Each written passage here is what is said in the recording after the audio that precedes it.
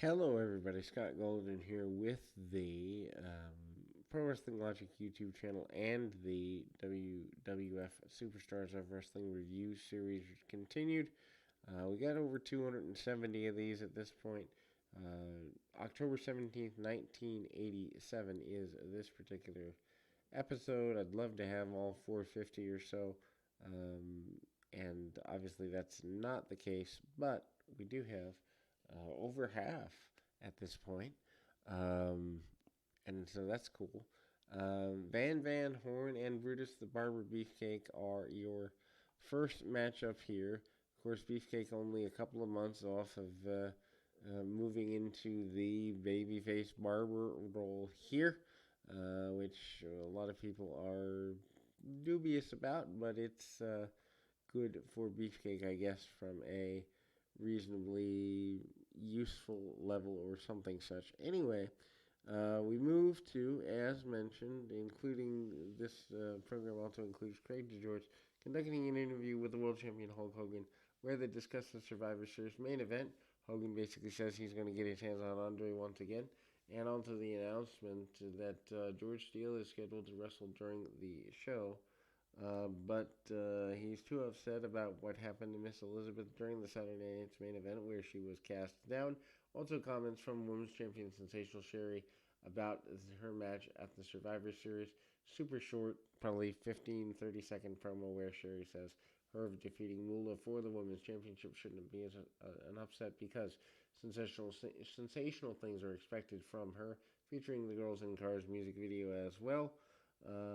From the Proud Ever music album and a special report segment showing highlights from the Savage Honky Tonk Man match from Saturday night's main event, which we will cover during the Saturday night's main event aspect of things here on the channel when we get there eventually. British Beefcake defeating Van Horn via submission sleeper 312.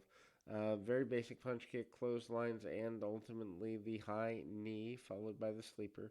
Beefcake certainly over and does cut some hair on Van Horn, which gets everybody a little bit excited here.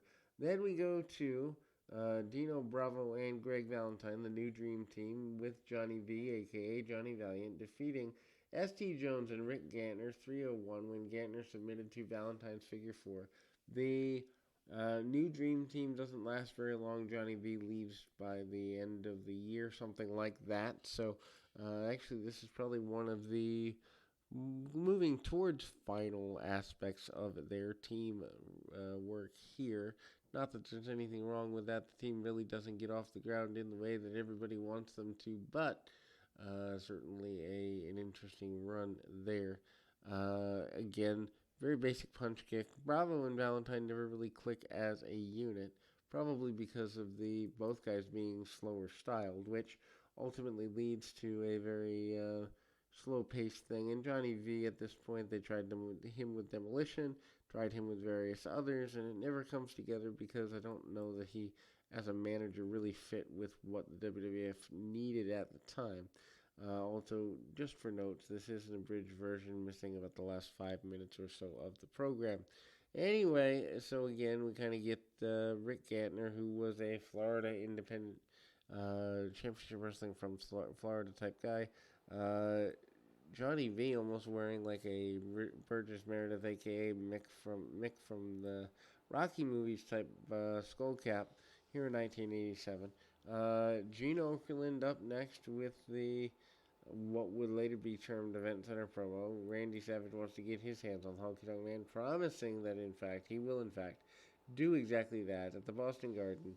Coming up again, the highlights from Honky Tonk Man casting Elizabeth down to the canvas, shoving her off the hard foundation, holding her in the formation of the Mega Powers is up next. Troy Oliver Humperdinck with a scepter, not really understanding the character there.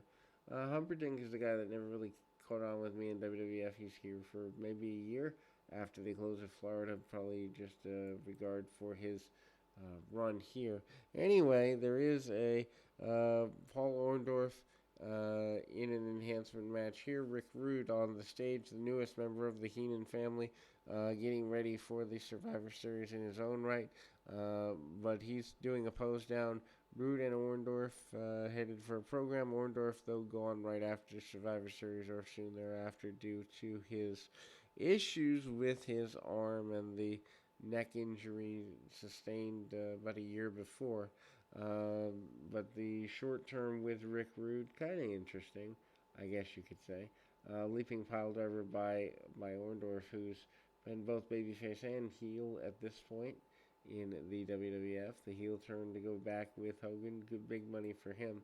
There's a promise that Bam Bam Bigelow, who is new to the Federation at the time, coming in a few months before, is going to eliminate Killer Khan from action. Khan, of course, going around the horn with Hulk Hogan at the time, during the time period, and Killer Khan isn't long for the promotion, leaving before the beginning of 1988, so in his last little bit there. Then we see the Islanders, Tama and Haku, in kind of pastel type colors against some enhancement talents here. Bobby Heenan leading them out. The Bulldogs feud still continuing a little bit here, not entirely, but still a little bit.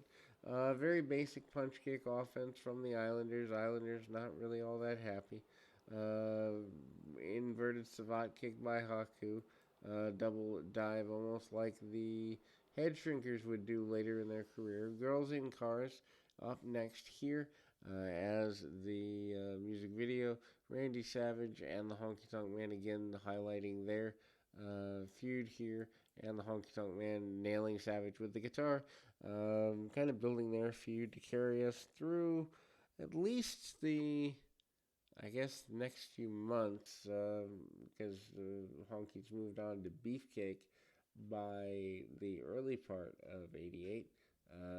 Originally, the talk was that the Honky Tonk Man would be dropping the Intercontinental title back to Randy Savage. Don't know if that was proven to be true or false, but that was the concept here anyway, that everybody believed.